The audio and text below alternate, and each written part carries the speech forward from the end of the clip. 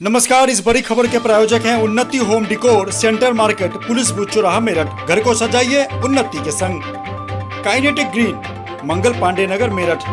कम खर्चे में अधिक सवारी, इको फ्रेंडली स्कूटी के लिए आज ही संपर्क करें। Swati fashion house, metro hospital के नजदीक, लाल कुर्ती, मेरठ। दुल्हा दुल्हन के लिए बेहतर जगह। कांति देवी फाउंडेशन, देश की प्रसिद्ध राष्ट्रीय पर्यावरण संस्था, मेरठ। नमस्कार, रोजाना खबर में आप सभी का हार्दिक स्वागत है। मैं हूं विभूति रस्तोगी। जिला पंचायत चुनाव को लेकर कोरोना काल में सरकार के प्रति आवाज़ मुखर करने के लिए लोगों ने एक लंबा फहरिस्त तैयार किया। चुनाव नहीं होने चाहिए, चुनाव होने से कोरोना का ग्राफ बढ़ा। ऐसे में योगी सरकार को जनता के गुस्से का शिकार भी होना पड़ा। लेकिन मेरठ में बढ़ते ग्राफ के बीच मुख्यमंत्री योगी आए और उसके बाद लगातार कोरोना का ग्राफ नीचे जाता रहा, जो अब 80 पे आकर टिक गया है। जिला पंचायत चुनाव की बात करें तो जिला पंचायत चुनाव भाजपा के लिए एक सपनों का चुनाव था, जिसे माना जा रहा था कि उत्तर प्रदेश में 2022 के चुनाव, विधानसभा चुनाव का जिला पंचायत चुनाव सेमीफाइनल के रूप में है। लेकिन यह सेमीफाइनल बीजेपी के लिए नुकसानदायक साबित हुआ। इसे आप कोरोना काल का चुनाव कह लें या फिर सरकार के प्रति लोगों का गुस्सा, या एक फैक्टर यह भी है कि जो मजबूत दावेदार थे उन्हें टिकट नहीं दिया गया। टिकट वितरण प्रणाली को भी लेकर कई सवाल खड़े हुए। यहां तक कि मुखिया गुजर कुलविंदर सिंह तक को भाजपा ने तरजीह नहीं दिया। जमीन से जुड़े हुए नेताओं को भी भाजपा ने टिकट नहीं दिया।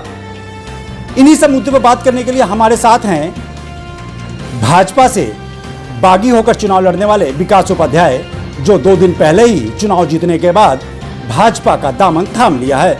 नमस्कार विकास जी, रोजाना खबर में आपका बहुत बहुत धन्यवाद। सबसे पहले ये बताइए, क्या कारण थे जो आप बागी होकर चुनाव लड़े? देखिए, बागी होना कहें आप इस बात को, या फिर ये कह सकते हैं कि मुझे पूर्ण विश्वास था जो क्षेत्र की जनता थी, मैं उनके बीच में बना हुआ था। आज से नहीं, पिछले 5 वर्षों से मैं उनके संपर्क में रहा और उन लोगों ने पूरा विश्वास दिया था मुझे, एक एक व्यक्ति ने, कि विकास जी आपको पार्टी टिकट दे देती है, हम पार्टी के साथ हैं हर तरीके से, लेकिन अगर आपको पार्टी टिकट नहीं देती है तो हम आपका साथ छोड़ने वाले नहीं हैं, क्योंकि हम चाहते हैं कि इस क्षेत्र का विकास हो। और जैसे आप युवा, ऊर्जावान और बिना किसी बेदाग छवि के व्यक्ति हैं, ऐसे व्यक्ति को हम चाहते हैं कि हमारे इस जिला पंचायत के, इस वार्ड के आप सदस्य बने। इसी वजह से लोगों ने मुझे समर्थन दिया, आशीर्वाद दिया, और उनसे मैंने कुछ वादे भी किए हैं जिन्हें मैं पूरा कराने के लिए, अब उनका जैसे आशीर्वाद के रूप में, वोट के रूप में उन्होंने आशीर्वाद दिया है, इसे कराने के लिए मैं दिन रात एक कर दूंगा।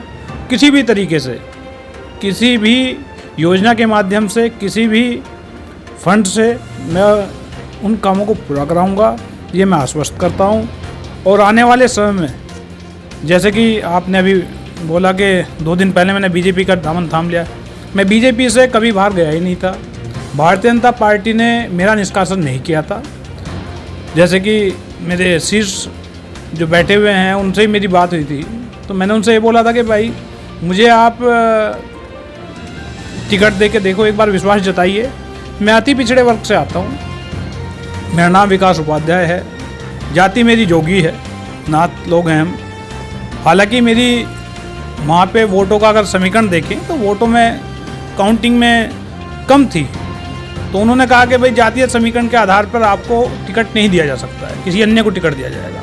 मैंने उनको समझाया कि ऐसा नहीं है, क्षेत्र की जनता परिवर्तन चाहती है, वहाँ जातीय आधार पर कोई भी व्यक्ति वोट देने के लिए। उपाध्याय पत्रकारिता बैकग्राउंड से आते हैं और लंबे समय तक उन्होंने पत्रकारिता की, उसके बाद उन्होंने भाजपा का दामन थामा।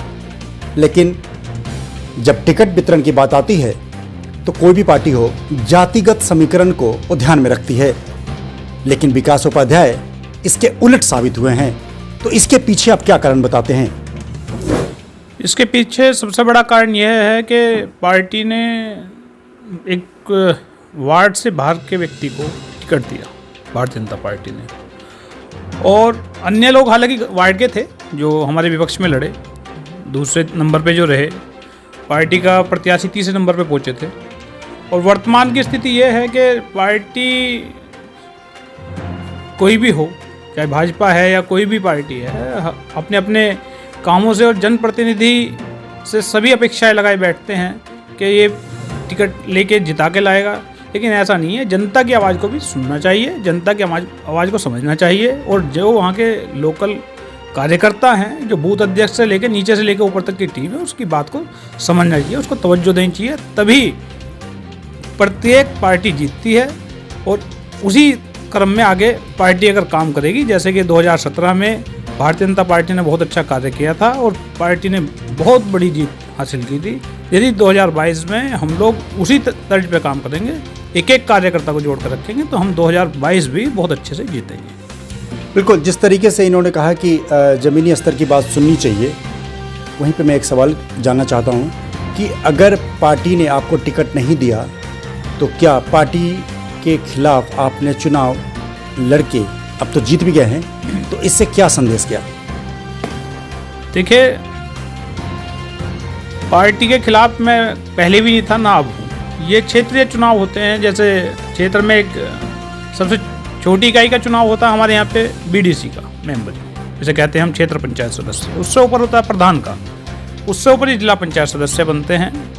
और ये अपने में चुनाव छोटा भी नहीं है और बहुत बड़ा भी नहीं है क्षेत्र के हिसाब से। इसमें क्षेत्र के व्यक्ति की छवि देखी जाती है और जिसे जनता जनार्दन पसंद करे सबसे ज़्यादा। हमने यह चुनाव इसलिए लड़ा क्योंकि जनता ने हमें विश्वास दिलाया था कि किसी भी तरीके से आप चाहे पार्टी से टिकट लेके आएँ, चाहे आप बिना टिकट के चुनाव लड़ें। एक बात। दूसरी बात, यह चुनाव जो था समर्थित था, किसी सिंबल पे चुनाव नहीं लड़ी है पार्टी, इसलिए लोगों को पूर्ण विश्वास था कि पार्टी का सिंबल नहीं आ रहा है, तो हम जो हमारा कैंडिडेट है वह भी कोई भारी कैंडिडेट नहीं है, उसको हम अगर वोट दे रहे हैं, उनको आशीर्वाद के रूप में दे रहे हैं, तो वो पार्टी का ही कैंडिडेट है, वो कल को उसी का अंग बनेगा। और इसीलिए लोगों ने हमारे पे विश्वास जताते हुए आगे वोट दिया और सपोर्ट किया और हम विजयी हुए।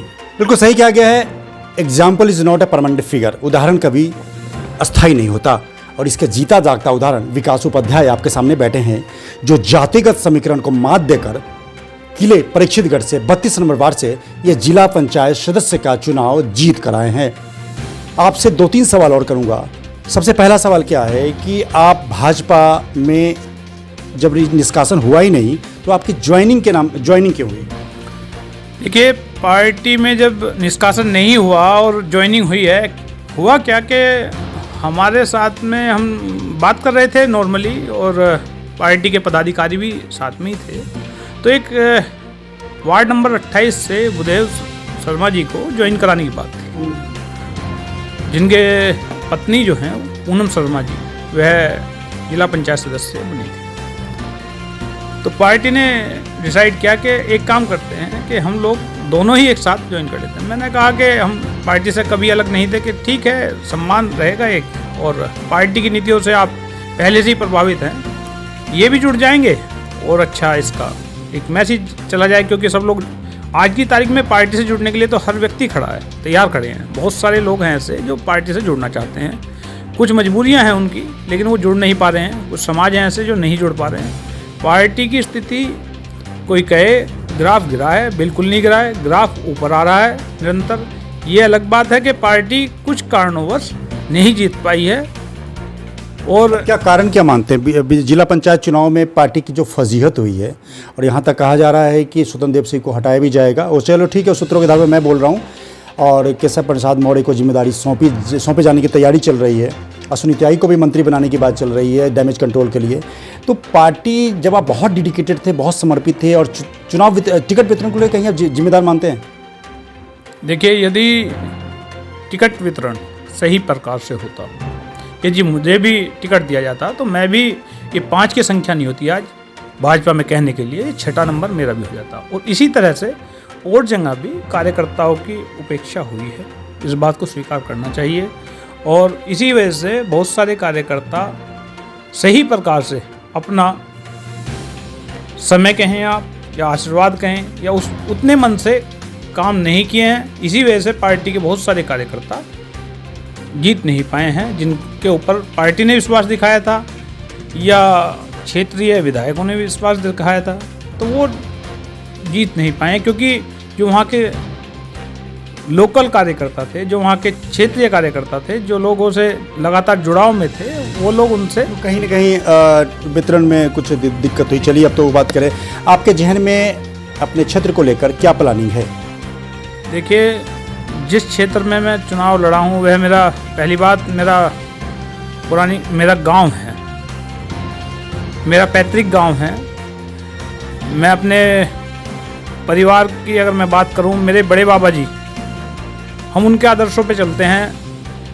उसके बाद मेरे बाबा जी और फिर मेरे पिताजी और फिर मैं, हम लोगों ने, हमारा संयुक्त परिवार है और एक बात को लेके हम लोग चुनाव में आए थे कि जो भी हम कहेंगे उस काम को करेंगे।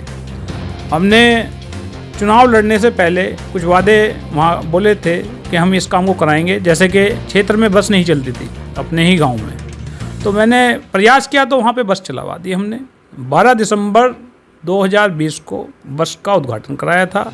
वहाँ पे काफ़ी गणमान्य व्यक्ति मौजूद रहे और भी कई कार्य ऐसे हैं जो क्षेत्र में हमने कराए हैं, जिसके लिए जनता को पूरा विश्वास था हमारे ऊपर। और आगे भी जो बातें मैंने कही हैं उनसे क्षेत्र में विकास कार्य कराने के लिए, वह कार्य मैं पूरे करूंगा। और एक बात मैं आपसे बताना चाहूँगा, क्योंकि यह जो क्षेत्र है ये राजा परीक्षित की राजधानी रही है, परीक्षितगढ़, और ये बहुत पौराणिक ऐतिहासिक जगह है, इसका जीर्णोद्धार भी होना चाहिए। मैं इस बारे में भी पूरा प्रयास करूंगा कि कहीं से भी किसी भी तरह से कोई भी वित्तीय आके इस क्षेत्र का विकास हो, और जो भी हमारे सोर्सेज हैं, जिस भी तरीके से हम वहाँ का विकास करा सकें, चाहे श्रृंग ऋषि आश्रम है, बहुत पौराणिक जगह है, और भी वहाँ पे बहुत ऐतिहासिक गांधारी का तालाब है, और भी बहुत सारी चीज़ें हैं जिनके ऊपर ध्यान देने की ज़रूरत है। हालांकि वहाँ के जो वर्तमान चेयरमैन है वो भी काफ़ी अच्छा कार्य करा रहे हैं, क्योंकि ये क्षेत्र, चेयरमैन का क्षेत्र अलग आता है और अपना जिला पंचायत का अलग आता है। हमारा परीक्षितगढ़ देहात, क्योंकि इसमें 18 गाँव आते हैं, मैं गाँवों की भी आपको नाम बता सकता हूँ इसमें। अगर हम वार्ड 32 के गाँवों के नाम बोलें, ऐची खुर्द, ऐची कला, सिखेड़ा, खाईखेड़ा, पुट्ठी, चितवाना, खटकी, दयालपुर, अमर सिंहपुर, अहमदपुरी, बडला, और उसके बाद में गांवड़ा ग्राम पंचायत लगती है, फिर खानपुर और इकला, उसके बाद में खजूरी और अहमदनगर बडला, फिर सोना, फिर धनपुरा। इस तरह से 18 गांवों की ग्राम पंचायत बनती है। इसमें एक एक गांव में हमने जो वादे किए हैं उन सारे वादों को हम पूरा कराएंगे। एक एक गांव में हम, इसी वजह से पहली हमारी जो जिला पंचायत अध्यक्ष जो हमारे नवनियुक्त जो पार्टी ने इनकी घोषणा की है, उनसे हमने पहली बात यही रखी है कि क्षेत्र में हमें विकास चाहिए। इसके लिए हम आपको प्रस्तावना बना के देंगे। जितने भी हमारे कार्य हैं क्षेत्र में जो होने हैं आगामी, उनको आपको कराना होगा क्षेत्र के विकास के लिए। बिल्कुल, किला परीक्षितगढ़ वार्ड नंबर 32 में विकास की जरूरत थी और पहले ही से विकास मिल चुका है। क्षेत्र की जनता को विकास रूपी प्रतिनिधि, जनप्रतिनिधि मिल चुका है। अब धरातल रूपी विकास की जरूरत है।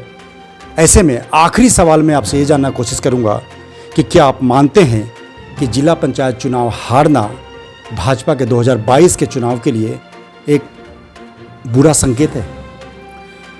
देखिए, इससे पार्टी को बहुत कुछ सीखने की जरूरत है। आज ये बड़ा चुनाव था, कोई ऐसा नहीं है कि बहुत छोटा चुनाव था। इसे सेमीफाइनल पहले भी कहा जा रहा था और वाकई सेमीफाइनल है भी।